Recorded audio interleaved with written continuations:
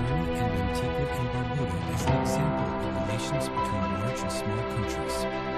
He states that Antigua and Barbuda is a beneficiary of the Belt and Road Initiative. He underscores the fact that China shares its experience to help other developing countries make progress. He praises President Xi Jinping as a respected great leader. Prime Minister of Antigua and Barbuda, Gaston Browne, is on Leaders Talk for an exclusive interview.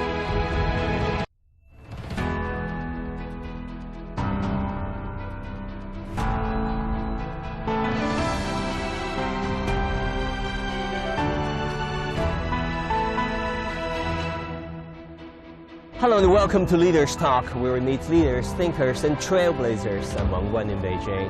And our guest today is the Prime Minister of Antigua and Barbuda, His Excellency Mr. Gaston Browne.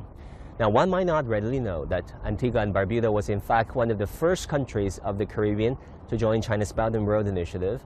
And this Prime Minister, Mr. Gaston Browne, was the first head of state from that region to visit China in the year 2024. What is behind the increasingly robust engagement between China and this Eastern Caribbean nation? Here's my conversation with Prime Minister Browne. His Excellency Prime Minister Browne, thank you so much for joining us on Leaders Talk, talking about Antigua and Barbuda. To be honest with you, many ordinary Chinese would be like, they haven't quite heard about it, but they would love to know more. So what are some of the interesting facts and perhaps hidden secrets about your country that people, ordinary Chinese folks, viewers should know about? Well, it's certainly one of the most beautiful island states in the world. And I'll say here the best country for tourism. So those who are interested in vacationing in the Caribbean, the country to visit is Antigua and Barbuda. We actually boast 365 beaches, one beach for every day of the year. And we're talking about the most beautiful beaches in the entire world. You know, it's constantly I'd say temperatures in the region of about 25 to 30 degrees. Very pleasant. Most beautiful beaches in the world. Turquoise waters, good food, good history. Just a great place to be. Prime Minister Browne, you certainly came from very humble beginnings, and you said yourself, and I quote, you were basically on your own since you were 9 years old. Spending time with great-grandmother who was born in 1894, partially blind and illiterate. It was very difficult to survive. I mean, she was unemployed. And then after she died, I went to live with my mom, and then she became mentally ill when I was 9 years old. So in order to survive, I had to run errands in order to survive. I mean, even though some may look at it and say that, you know, it was a difficult childhood, it helps to build capacity, it helps to build character. And at the same time, you know, it helps to keep the individual grounded. And certainly when individuals like myself find ourselves in a leadership position, then we are always empathetic to the needs of others, and we'll always go the extra mile to assist. Talk about so many challenges. People would assume that it would be easy, right? Governing a country of 110,000 people. It's not necessarily the case. You're absolutely right. Small island states are extremely vulnerable, if not as a result of their size, certainly based on the various exogenous shocks. They include climate shocks. You'd have known the situation with the various crises, the global crisis, the COVID crisis, and you know, whenever you have these you know, senseless conflicts and wars, they also impact disproportionately on small island states. And in addition to that, our resource endowment is so limited that we generally do not have the resources to respond adequately to the myriad shocks that we have had to contend with. I mean, even the issue of debt has been a major issue for small island states. And you'd recognize too that the same costs that it requires, or the same pricing for a mile of road in a developed country, is the same price in a small island developing state. And we don't have the scale. I mean, we don't have the type of capacity to earn the revenues in order to sustain, let's say, a high level of development. And that is why small island states continue to rely on various developmental partners in order to fund the development. So those vulnerabilities and the resource constraints constraints in terms of the size of the population, constraints in terms of the limited financial resources. They make it extremely difficult to govern. And as a consequence, leaders have had to be very creative running small island states. It requires far more effort, more creativity, more innovativeness. Whereas some may believe that the small size will make it less difficult to govern, that is not necessarily the case.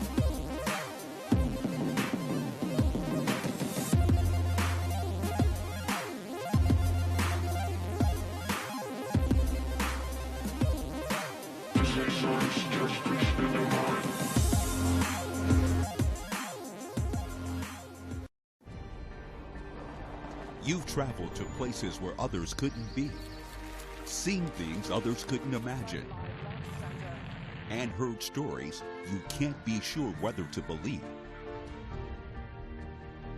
They say that you're privileged, that people look up to you, but only you know how much effort you've made. You're on the ultimate journey to discover a country with 5,000 years of history and nearly 1.5 billion people.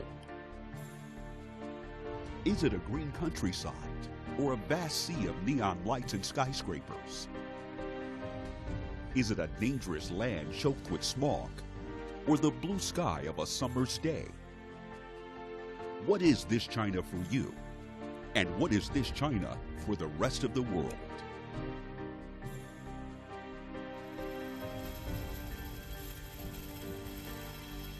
CGTN. See the difference.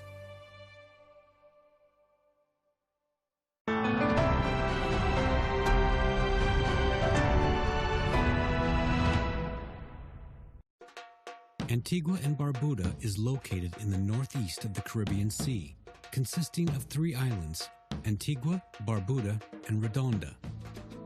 It was one of the earliest countries in the Eastern Caribbean region to establish diplomatic relations with China. 41 years since the establishment of diplomatic relations, China and Antigua and Barbuda have always respected and supported each other, becoming a model of equal treatment and win-win cooperation between large and small countries. Prime Minister Gaston Browne has publicly thanked China for its support to Antigua and Barbuda on many occasions. I believe that China is the most important developmental country to Antigua and Barbuda in terms of the support that it has given us over the decades. I believe that the relationship between Antigua and Barbuda and China is one of the best examples of a relationship between a powerful country and one of the least powerful countries in the world. Prime Minister Browne, you said before this trip, and this is really impressive, that China and Antigua and Barbuda perhaps enjoys one of the closest relationships of any big country and small country. So after this trip, how would you characterize our relations? I believe that the relationship will be further enhanced. We would have signed a number of cooperation agreements today. Yesterday we opened the Antigua and Barbuda embassy here in Beijing. So not only we have a permanent and physical presence here, because that embassy will continue into perpetuity, but also closer people-to-people exchanges. We have more Antiguans and Barbudans who've been trained here. We have a number of students here. When it comes to the benevolence of the People's Republic of China, there is, or let's say its contribution for that matter, to global peace and prosperity is unmatched. And I think too, the contributions and the more recent contributions by the PRC, they are driven by the philosophy of your leader, who speaks about a shared future for all, which I think is a very noble vision for all of humanity. And China, during the last decade, would have contributed up to $1 trillion to developing countries globally to help them to build capacity in various areas so that they could lift their people out of poverty. President Xi is operating from a higher level of human endeavor and certainly very empathetic and committed to human development globally. And I think that makes him easily the most powerful, the most respected leader on the planet. And I would adhere to that. Antigua and Barbuda has been the beneficiary of the benevolence of the People's Republic of China. In fact, China has helped us to build capacity in many areas of our development. Again, you can see that global reach, that global commitment to empower nations and to lift people out of poverty and to literally implement that vision, that shared future prosperity, to give tangible effect to that vision. I was really impressed when you used the word empathy to describe the Chinese president, and you know, considering his where life has taken him in one of the poorest neighborhoods, you know, in Chinese countrysides, and as grassroots officials governing various regions of the country, spending time with average folks. You understand the pain of others, then you cannot see them hurting and not help. And this is where, you know, in the words of President Xi, that we all have an obligation as human beings to help each other, to be benevolent with each other, recognizing our common humanity. And the fact, too, that by helping each other, it is egalitarian. It's a win-win for everyone. So, again, I can understand that President Xi's upbringing would have obviously kept him humble and empathetic, perhaps unlike others who may not have had that type of cultural orientation in their youth. You know, I have great admiration for President Xi as one who will consider to be easily the most impactful global leader. And we all know of the various initiatives, to include the Belt and Road Initiative, the GDI Initiative, the Civilization and Security Initiatives.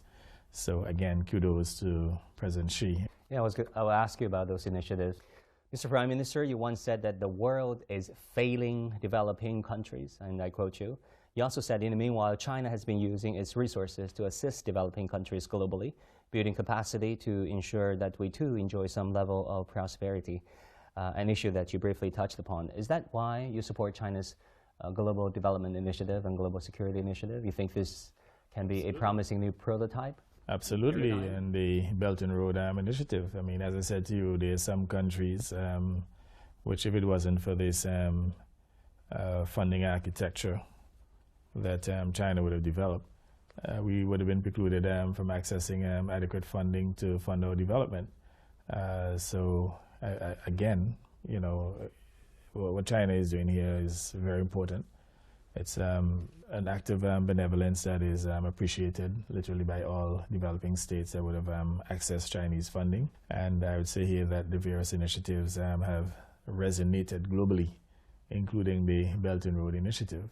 And again, as I said before, we have been beneficiaries of that initiative. And whereas the developed world, you know, they continue to dominate global resources and have not been very benevolent. China, on the other hand, even though not the wealthiest country on the planet, has been sharing, and whereas it's obviously developing, you know, its own people and lifting them out of poverty, which in itself is phenomenal in terms of what China has done within the last 4 decades. It's also sharing with others and helping to ensure that there is a shared future of prosperity globally. Talking about a newly added initiative, Global Civilization Initiative, many international scholars believe that this is a rethink, a rebuttal to previous paradigms, such as Samuel Huntington's Clash of Civilizations, to name just a few. Do you think this Chinese initiative on civilizations, emphasizing common grounds, common humanity, holds holds promise for the future of the world? Absolutely. Again, as I said, you know, we all have a common humanity. We have one planet. We all live literally in the same neighborhood called Planet Earth. And there has to be continued collaboration in order to protect human civilization and to protect our planet. So, these are sustaining philosophies that will redound to the benefit of all. And again, commendation to the type of philosophical thinking that President Xi and certainly the PRC have brought to human endeavor and human thinking as we seek to have a more prosperous and resilient world. Facing the unknown is always difficult. In a world in turmoil, it's easy to lose orientation. But when the storms come, we have to see the possibilities. Reinvent. Find new opportunities. Discover a path forward. CGTN. See the difference.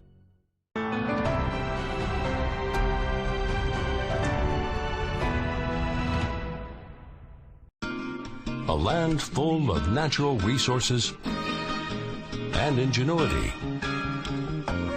where millions are embracing a vibrant middle class, divided by politics, but united by hope. Latin America is changing rapidly. Witness the change on America's Now. There is no more they, or you, or me. In today's economic landscape, there is only we. An interconnected world of business, trade, and investment. Daily coverage told simply, with insight and new perspectives. Global business. We've got the world covered.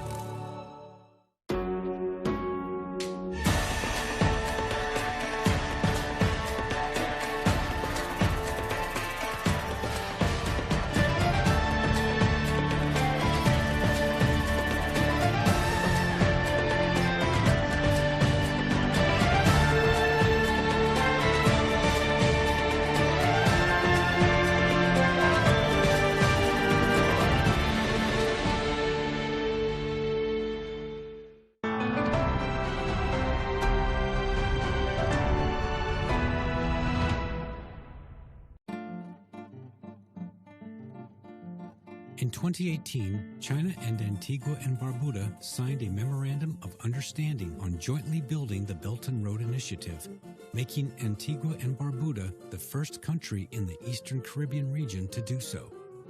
The cooperation between the two sides has brought tangible benefits to the people of both countries.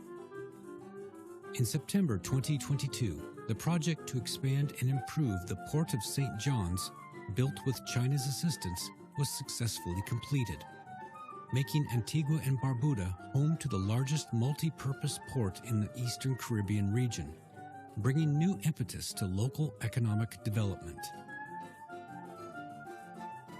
Due to the new port that we have right now, we have better innovations, better technology, and a better facility, to be honest, that we also have a better way of life. Assigned to the project since 2019 in August. I think the project that has been happening since then is a good thing for the port in terms of redefining and primarily upgrading the spaces and basically uplifting the area. And of course, it has brought many benefits for the cargo importation to Antigua and Barbuda. Your country is the first country in the East Caribbean to join the Belt and Road Initiative. Correct. Let's talk about some specific projects. The Port of St. John and its renovation and extension project. What does infrastructure programs such as this one mean to your country and your economy? Well, very important. And what would have happened during the last 2 decades is that Antigua and Barbuda would have gotten funding, concessional funding that ordinarily we could not access through the World Bank or the IMF. And even on better terms. So when the detractors of the PRC speak about the debt trap, I can tell you that That is certainly not true. In the case of Antigua and Barbuda, and if it wasn't for the concessional loans from the People's Republic of China, as well as the ODA assistance that we received, we would not have been able to successfully pursue a number of projects. So, for example, the rebuilding of our airport, the airport terminal, rebuilding of our seaport facility, our cargo port, the total funding there would have been in the region of about, the People's Republic of China is the most benevolent country on the planet. And that President Xi, in terms of his whole philosophical outlook of a shared future, is extremely commendable. I mean, a very noble vision in which he's delivering in very tangible ways, in which these developing countries are benefiting in tangible ways. Talking about agriculture cooperation, that is another important facet of our cooperation. And not so long ago, you toured around the Longping high-tech agricultural farm. Right. I remember whereby you basically picked up a fruit from a plant and Correct. ate it Correct. right away. Correct. How did you like that one? Very good. And again, Longping has been helping us to build capacity in the area of agriculture. We are trying to achieve some level of food security here. About 80% of what we consume in Antigua is actually imported, and primarily from the United States. Again, that's one of the challenges in a small island state, not having the labor pool to do the agricultural work. Antigua and Barbuda was always a very arid country, but whereas our precipitation was about 38 inches of rain annually, that is reduced dramatically to about 18 inches. So as a consequence, most of our aquifers, our ponds, our dams, they dried up, and there's no water. In fact, our major dam, Potworks Dam, for most part of the year, we've had animals grazing in that dam. So we've asked the People's Republic of China to assist us in addressing the production of water and also the repiping, because our piping infrastructure was built over 100 years ago by the Brits during the colonial days. And this is a common issue within the English-speaking Caribbean region. So the cooperation agreement that we signed today will look at the issue of repiping and also helping us to increase our water production. And by so doing, China also be contributing to the water supply to help us to grow more food so that we can achieve some level of food security. Let's talk about climate change. Barbuda was devastated in 2017 by Hurricane Irma. You toured the site and you told reporters Barbuda right now is literally a rubble. Just how vulnerable are low-lying countries such as yourself when it comes to facing natural disasters, often induced and worsened by climate change? Extremely vulnerable. And the example you just quoted there in Barbuda is a typical example in which 95% of the properties were either damaged or destroyed. And that's no exaggeration. That is precisely what happened. So as a consequence, these small island states have had to contend with repeated hurricane damage, damage to infrastructure, to the economy, damage to buildings, and normally very costly and literally beyond the means of these small states to recover. So climate change is a significant existential threat facing all small island states in the Caribbean and the Pacific and Indian Oceans. And that is why we continue to advocate for a reduction in emissions and for more sustainable green technologies, green development. And I certainly want to commend China for the greening of the Belt and Road Initiative, because at the end of the day, as I said before, we have a common civilization, we live on a common planet, and we must pursue our development in a sustainable way. So the greening of the Belt and Road Initiative is certainly a welcome initiative. Mr. Prime Minister, on the issue of Taiwan, there have been efforts by the outside parties to externalize and internationalize the issue of Taiwan. How do you look at such secessionist activities, and what is the position of Antigua and Barbuda? Well, Antigua and Barbuda has been a consistent supporter of the One China principle. And I can say to you definitively that that will not change under my leadership, and certainly the leadership of the Antigua and Barbuda Labour Party. We understand the history of the People's Republic of China and Taiwan. We are fully aware that Taiwan is a province of China, And, we believe in the principle of sovereignty and protection of territorial integrity. So as a country that is consistent and certainly a country that stands on the truth, we have no choice but to support the PRC based on the fact that Taiwan is a province of China. So the history is clear. In fact, I really think it's an indisputable fact that Taiwan is a part of China. And clearly there's some who are trying to make a geopolitical meal out of it. So we are very clear as to what the truth is, and we'll continue to support.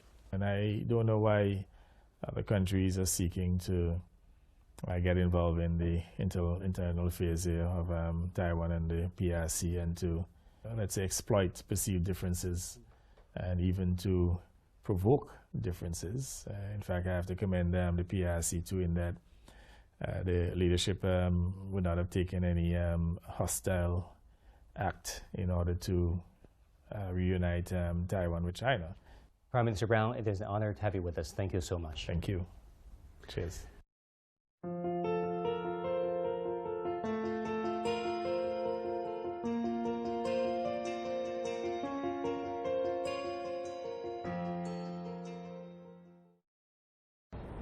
Now, if you think about it, Antigua and Barbuda is a country with a population of 100,000, and China, 1.4 billion.